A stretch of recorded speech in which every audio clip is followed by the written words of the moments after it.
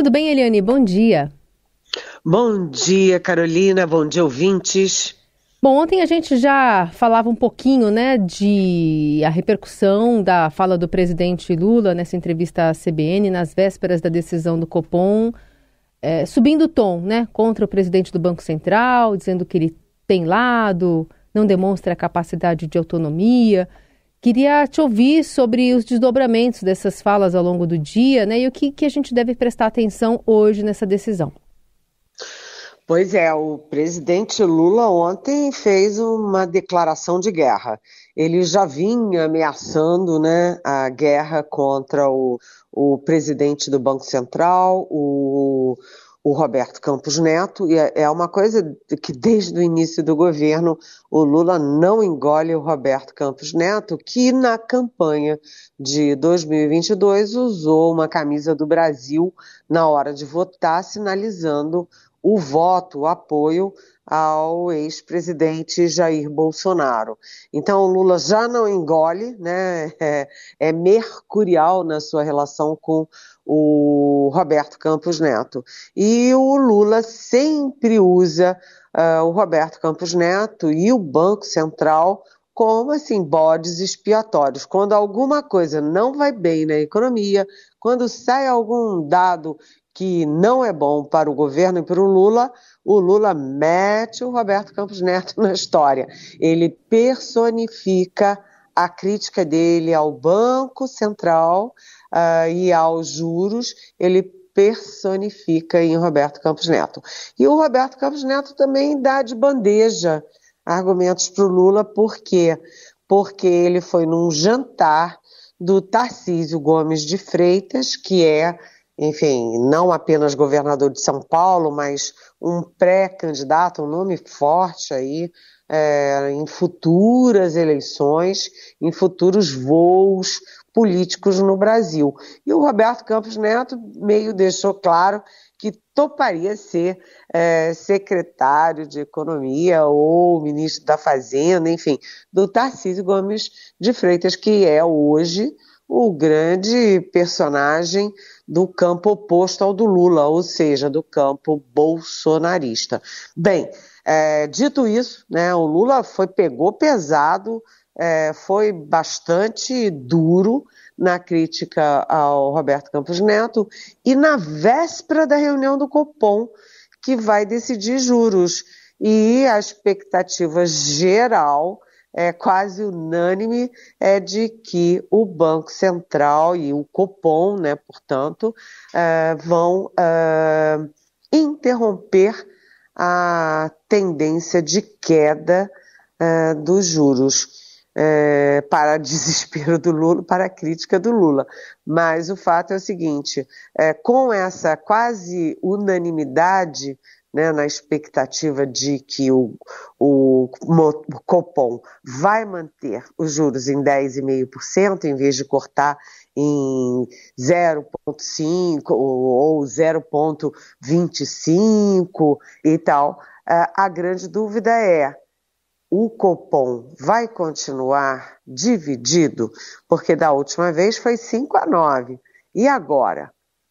A expectativa é de que, com o ataque dos juros, você possa ter uma decisão por unanimidade interrompendo a queda dos juros. E isso significa o quê?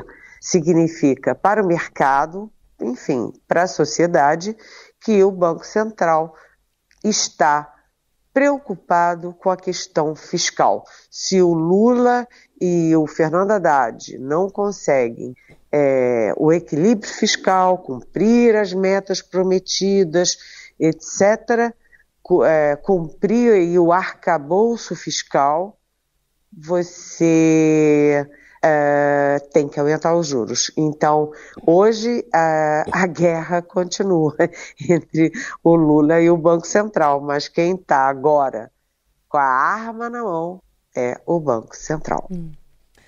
Liane, pensando um pouquinho sobre a popularidade do presidente, ontem saiu a pesquisa Datafolha, mostrando uma leve melhora na popularidade do Lula, uma aprovação que se manteve estável, passando de 35% para 36%, dentro da margem de erro de 2 pontos.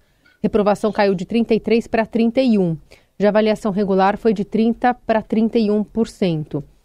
O último levantamento foi realizado com esse cenário e traz também um viés ali sobre a questão da economia, mostrando que 40% dos entrevistados acreditam que a economia vai melhorar, enquanto 28% prevêem piora e 27% acham que vai ficar igual. Na sua visão, esses embates econômicos enfrentados pelo governo não afetaram ainda de frente a popularidade junto à população brasileira, ou isso é uma questão de tempo? Se veja a coincidência, né? Os juros vinham caindo e agora vão parar de cair, o que é uma má notícia para o presidente Lula e para o governo. Agora, e também, né, claro, para as empresas, para as famílias e tudo. Do outro lado, a popularidade do Lula vinha preocupando. Dessa vez não chega a ser uma boa notícia, mas a tendência é de que a queda da popularidade do Lula esteja sendo estancada. O que significa isso? Que a popularidade do Lula parou num patamar que não chega a ser animador, mas que é um patamar de segurança, né? A queda da popularidade do Lula estancou, tanto quanto a queda dos juros vai estancar também, já está estancando, né? E isso é o quê? É uma boa ou uma má notícia para o governo? Bem, depende do momento, né? O Lula ainda está com 1 ano e meio de governo, e, portanto, ele tem 2 anos e meio de governo pela frente. Então, ele estancar a queda da popularidade nesse momento é uma boa notícia. Parou de cair, mas em algum momento, um pouco mais para frente, ele vai ter que aumentar a popularidade para poder ter condições, não só de governabilidade, porque isso ele tem, mas de competitividade para as eleições presidenciais, para a sua própria sucessão, seja ele candidato ou tenha um candidato como sucessor. O fato é o seguinte, é um alívio, né? O Datafolha é um alívio, mas também não dá para soltar fogos, né, Carolina? A gente segue aqui com a Eliane Cantanhede, agora se debruçando sobre o levantamento do Atlas da Violência 2024 do Instituto de Pesquisa Econômica Aplicada, junto com o Fórum Brasileiro de Segurança Pública. São dados de 2022 e traçam aqui a Bahia como o estado com mais cidades entre as mais violentas do país. 7 das 10 com a maior taxa de homicídios. São 16 cidades nordestinas entre as 20 mais violentas, sendo 7 delas então na Bahia. O alto número pode ter relação direta com a disputa por áreas dominadas pelo crime organizado e pelo tráfico de drogas. Figuram também, né, Rio de Janeiro, São Paulo, como estados que concentram cidades também com índices bem ruins. Em contrapartida, a gente tem cidades do Sul e do Sudeste registrando menos homicídios. Estou vendo aqui, entre as médias e grandes do ranking, Jaraguá do Sul e Santa Catarina tem a menor taxa de mortes intencionais. E também aqui em São Paulo, Atibaia e Botucatu, também no interior paulista, tem taxas baixas, né, respectivamente, pensando nessa média de 100 mil habitantes. Como é que o governo, especialmente, além dos estados, olham para esses dados, Eliane?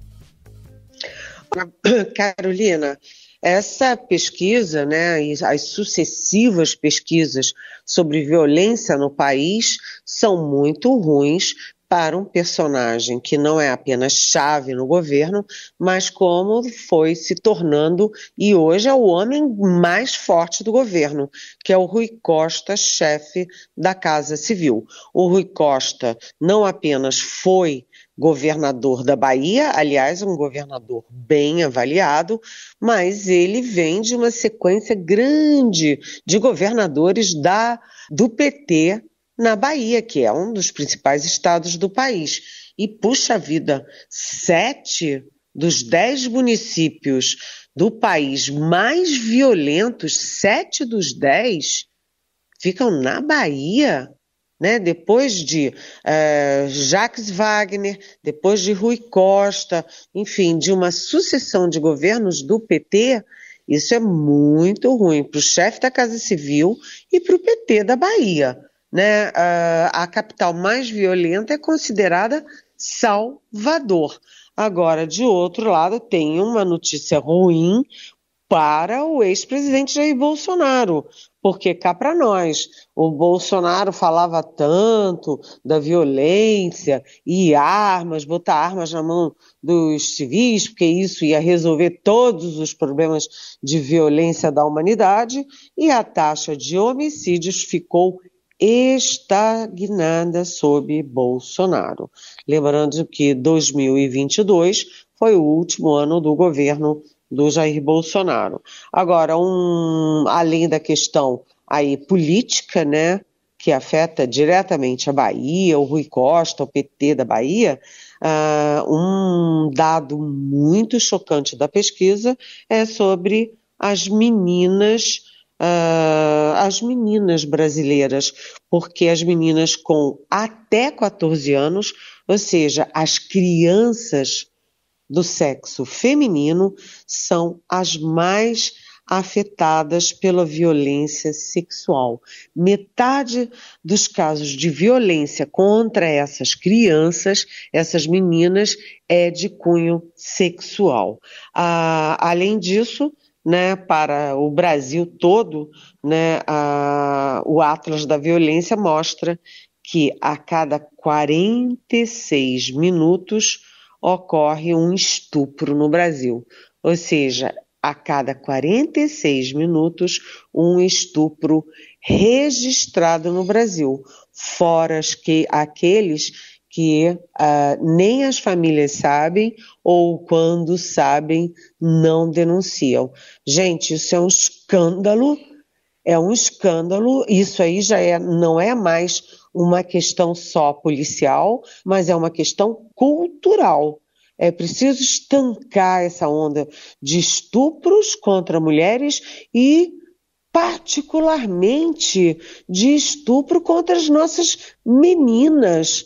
Imagina o efeito disso no resto da vida dessas crianças, né? Hoje mesmo tem a informação de uma menina, uma criança, que foi estuprada pelo marido da avó. O marido da avó. E ela teve que sair do Sudeste para fazer um aborto legal, com a segurança da lei, na Bahia.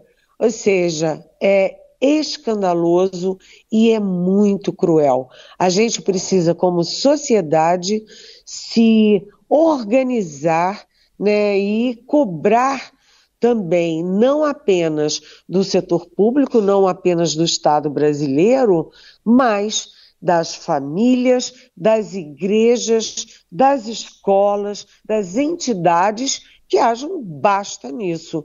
Nós temos que nos unir para defender as nossas meninas desse estado de calamidade.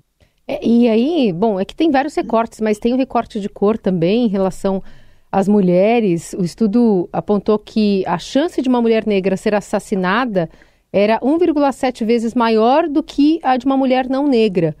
E aí, em alguns estados, a situação é mais crítica. Alagoas, por exemplo, a chance de uma mulher negra ser vítima de homicídio é 7,1 vezes maior do que uma mulher não negra.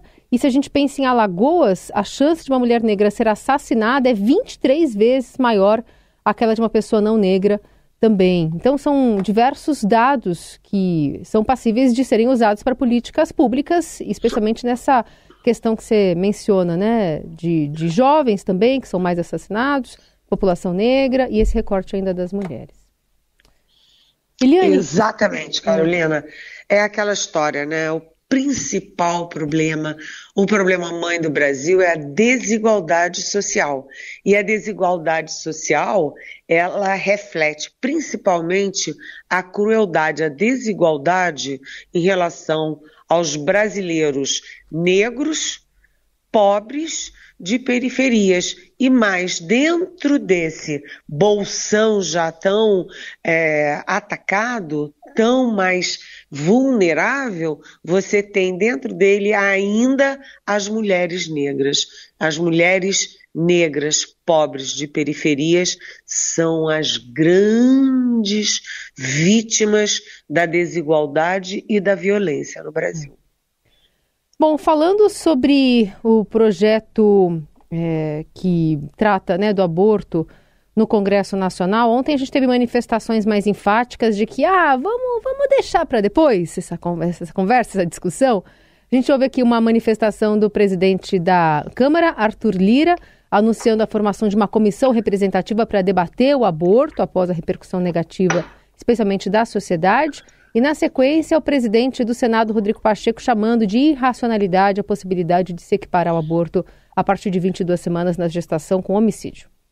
Apontar que a decisão da reunião da semana passada, como aconteceu, dessa semana, como acontece, é que o Colégio de Líderes aqui presentes deliberou também debater esse tema de maneira ampla no segundo semestre, com a formação de uma comissão representativa, com amplo debate, com a percepção clara de que todas as forças políticas, sociais, de interesse no país participarão desse debate, em todos os segmentos envolvidos, sem pressa ou sem qualquer tipo de assodamento. Quando se discute a possibilidade de equiparar o aborto em qualquer momento a um crime de homicídio, isso de fato me perdoe, uma irracionalidade. Isso não tem o menor cabimento, a menor lógica, a menor razoabilidade de se punir a título de homicídio, que pressupõe matar alguém com vida, com o aborto. A lei penal distingue muito claramente o que é aborto e o que é homicídio. Essa inovação muito infeliz, ela inclusive coloca em xeque a própria ciência do direito penal. E aí, Eliane?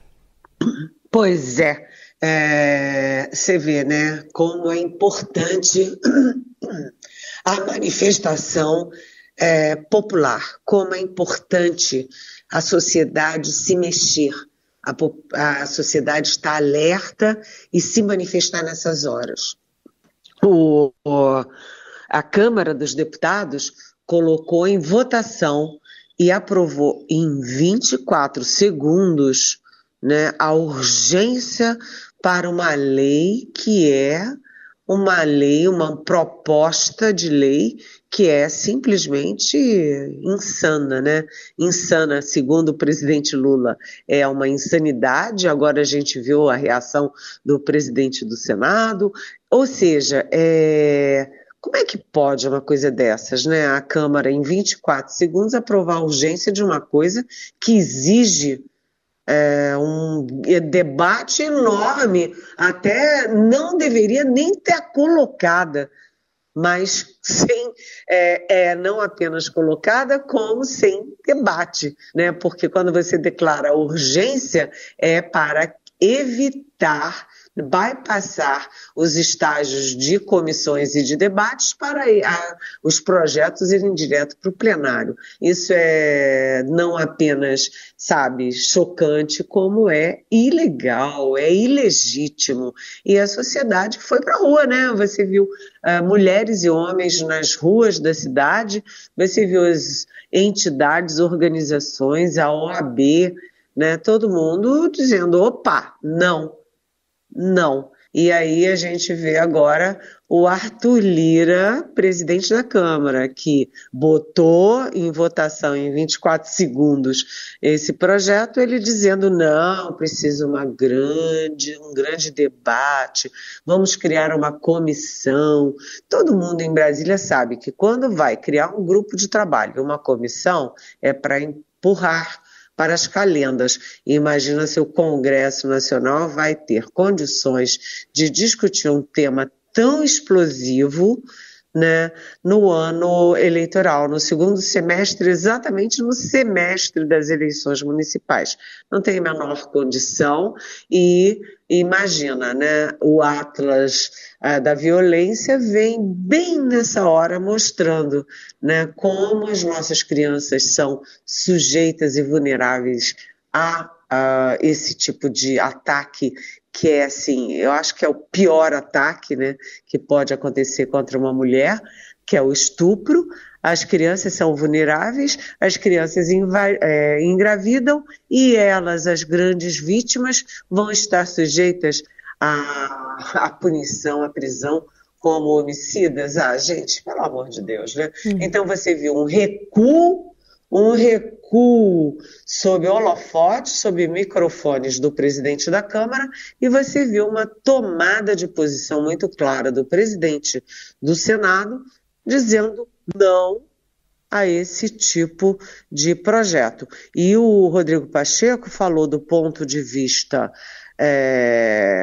político, do ponto de vista pessoal, do ponto de vista humanista e também do ponto de vista jurídico, né, sobre as leis que regem a justiça no país. Ou seja, sabe, foi há uma sensação, inclusive no Senado e na Câmara, e eu escrevi sobre isso ontem no Estadão, de que esse projeto foi colocado, foi jogado ali como urgente, não apenas para dar certo, não era para ir até o fim e ser aprovado, era para acuar o governo Lula, né? Deixar o governo Lula batendo de frente com os vamos dizer, os setores mais conservadores e a bancada evangélica. Bom, Eliane, para fechar, queria te ouvir. Como é que foi ontem o lançamento do livro do nosso colunista aqui do Estadão, Carlos Pereira, O Porquê a Democracia Brasileira Não Morreu, aqui em São Paulo? Olha, foi um espetáculo com uma plateia muito qualificada, de professores de várias áreas, antropólogos, cientistas políticos, jornalistas também. Foi muito, muito importante e o livro é realmente imperdível. Eu sugiro vivamente a leitura. Por quê?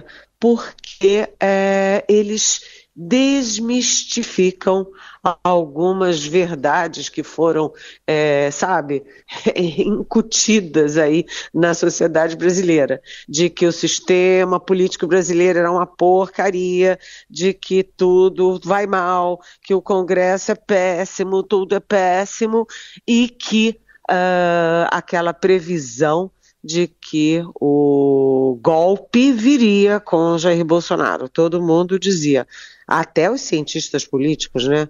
Bolsonaro é capaz de dar um golpe. E, na verdade, o que o livro defende? Defende que o Brasil tem um sistema sólido de política, o Brasil tem instrumentos de controle, inclusive a imprensa, que funcionam muito bem, né? E o Jair Bolsonaro teria condições mínimas de dar um golpe, até porque a cúpula das Forças Armadas foi contra o golpe também. Então, eu acho que eu defini o livro com 3 adjetivos. Primeiro, o livro é corajoso por ir na contramão, né? De uma versão que se instalou. Segundo, o livro desmistifica muita coisa. E o terceiro, o livro é otimista em relação ao Brasil. E como eu sou sempre uma otimista incurável, eu dou meus parabéns ao Carlos Pereira e ao Marcos, que é o Marcos André, que são 2 pernambucanos que são arretados, são excelentes e foi um prazer participar junto com Eurípides Alcântara, que é o diretor do Estadão, desse lançamento.